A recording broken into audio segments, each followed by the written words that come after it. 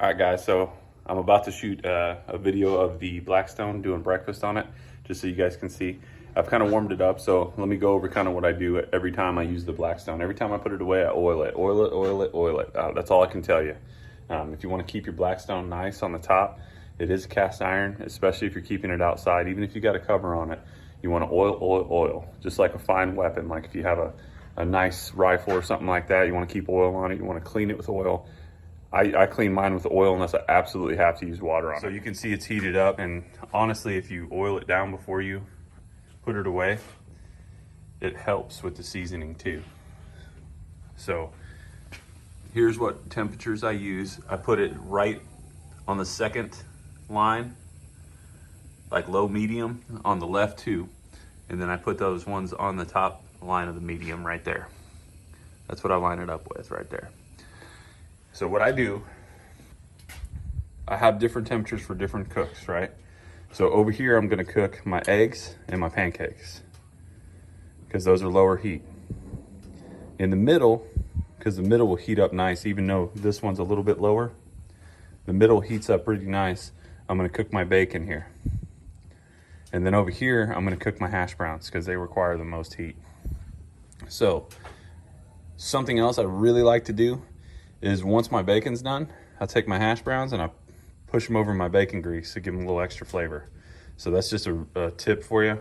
If you like it, great. If not, no worries. But what I'm gonna do now is I'm gonna scrape this, even though I cleaned it before I put it away, because I clean it right after I cook on it. I'm gonna put some oil on it. We're gonna scrape it down, and then I'm gonna rub it down with some more oil before I get started here. And that's the key to getting your stuff not to stick too. And you don't want that black stuff on your food. So I get one of these, put a nice amount of oil on there, and I just scrape it. And you can see I got stuff coming up. But even though I cleaned it before I put it away, they still have some stuff coming up, which is good. You want that, because if not, that stuff's gonna be on your food and you don't want that. This right here, by the way, got this Academy for $1, Outdoor Gourmet. Put some oil in it, you can spritz it down. Perfect. Makes it easy so you don't overuse the oil.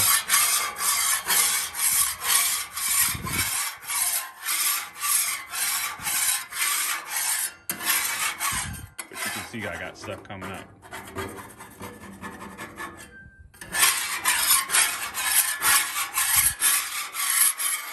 So if you're getting a lot of rust or you're getting a lot of black stuff on your food, you're not using enough oil. You see all that nasty stuff? That's just, like I said, I cleaned it before I put it up. But that stuff sits in there. So I clean it with oil before I start too. Do another round. Can't use enough oil. Can't use too much, don't worry about it. And I go both ways. So I scrape it one way, and I'm gonna scrape it the other way. As soon as I'm done with this, I'm gonna go grab some paper towels and wipe her down with oil. And I wipe her down until the paper towels come off clean. Then once they come off clean, then I can start cooking. Let me finish scraping this and I'll go get the paper towel. So this is just the first pass with oil. I just slathered it on. See, you want it to look kind of like that, like clean coming off. That's black still, so I don't have it totally clean yet. This is a good technique so you don't burn your fingers. Just use the scraper on top. You see how it's getting lighter? You could probably be okay there. I like mine a little bit cleaner than that. And then you gotta remember too, when you hit that grease trap, you're gonna get a little dirt on it. So I'll flip the other side over.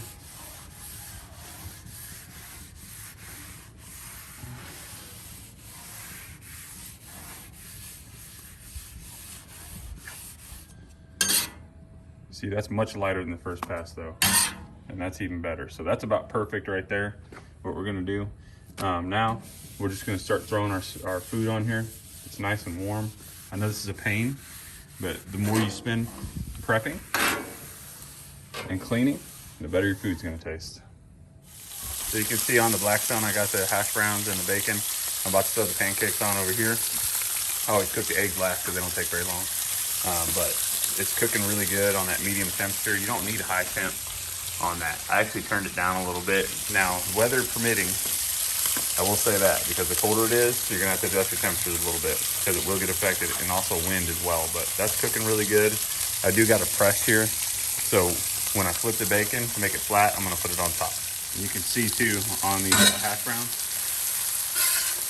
they're not sticking, they're getting browned up good. Got a lot of oil in there, and I'm gonna throw some seasoning salt on them and they'll be good to go. You can see the bacon's doing really well. The pancakes are cooking. If you want really crisp hash, throw your press on top of there, and that'll make it nice and crisp for you. But bacon's looking good, not too done.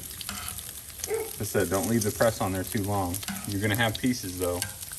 Like you'll have this piece isn't done very much. So I pull these pieces to the front because that's where the grill's nice and cool. Some nice good pieces of bacon here. That one's not as done as I'd like. My wife likes it super crisp, so I'm gonna make it that way. So I'm gonna put the press on these for a little bit. And this one here, almost, that's the way I like it, right there. I like it a little chewy, but she likes it crisp. Mama gets what she wants. Hash browns are still doing really good.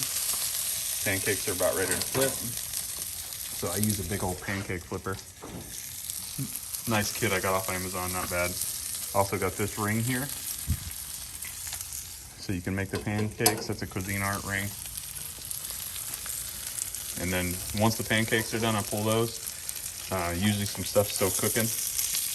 You can see it didn't take long to get those pretty dark with that press. So be careful with the press. And then I'll cook the pancakes or the eggs last. And use a lot of oil when you do the eggs, but be careful because it's meant to slide down into that grill. So I suggest using an egg ring or your eggs will slide all the way down. Just flip those pancakes, they look good. That one's got a little bit too much on it, left it a little too long.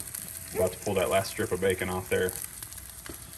And we'll start cooking the eggs. All right, so we pulled the bacon off, looks good. There's the pancakes, hash browns still cooking. I thinned out the hash browns so I can get them a little more crisp. So the more you spread them out, the more crisp they're gonna get too. And then also if you wanna use that press, you can hear it. It'll make it nice and crisp too. So I don't like mine super crisp, so I'm gonna leave it alone. And I'm about to pull these pancakes. So what I do is I stack them up, and then I'm gonna get a plate. I'll take them off. So to get ready for the eggs, okay? Since you've been cooking in that area, you don't want black stuff on your eggs. Oil. You guessed it. See all that stuff? That stuff would be on your egg. So repeating the process all over again. Cleaning in the middle. This will also make cleanup easier at the end. So see all that nasty stuff that's getting off? See all that black nasty? Yeah, you don't want that. You don't want that on your eggs. So clean that off first. Once again, spray it, wipe it down, and then we'll throw the eggs on. All right, just threw one egg on. You see I got an egg ring tip. Oil your spatula down.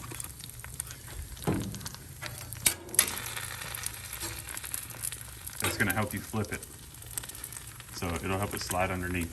So I know I use a lot of oil, but like I said, it's worth it. So as soon as that gets done, we'll flop it over. And there's the egg. So we got a little black stuff on that one, but over easy on that one, looked good.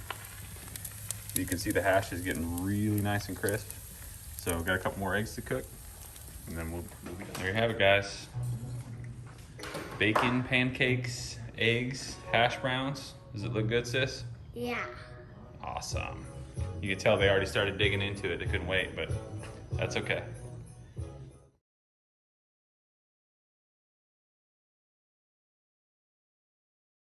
So back to the Blackstone. So we just got done cooking breakfast.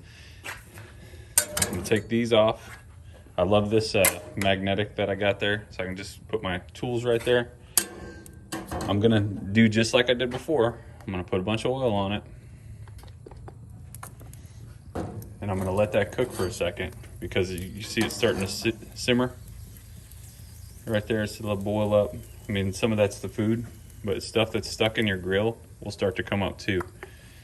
And as soon as it simmers for a second, I like to get it while it's still hot, because it's the easiest to clean. So you can turn these all the way up. You can leave it on what you cooked at. I like to turn them up a little bit. So I turn them all the way up,